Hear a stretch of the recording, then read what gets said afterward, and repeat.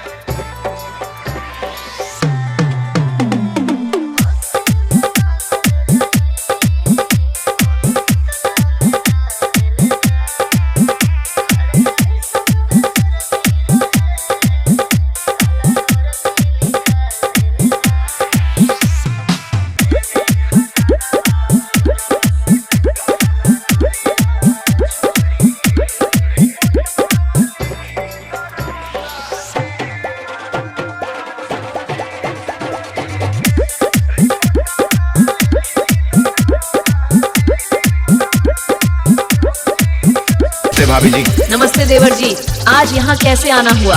आज हमारे देवर जी की बारात है। आपको नहीं पता था क्या देवर जी? नहीं भाभी जी, नहीं पता था। मैं तो डीजे की आवाज सुनकर चला आया। इतना तगड़ा कौन बजा रहा है? बिहारी म्यूजिक गोरौल चौक वैशाली।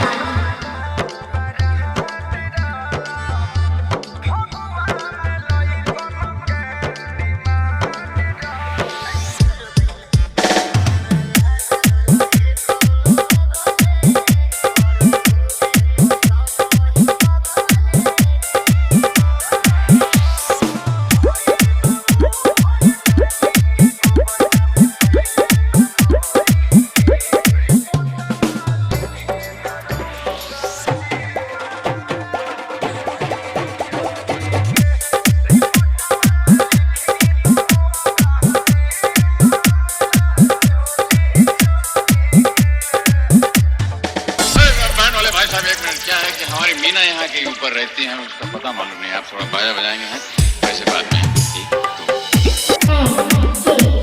बिहारी म्यूजिक गोरौल चौक वैशाली।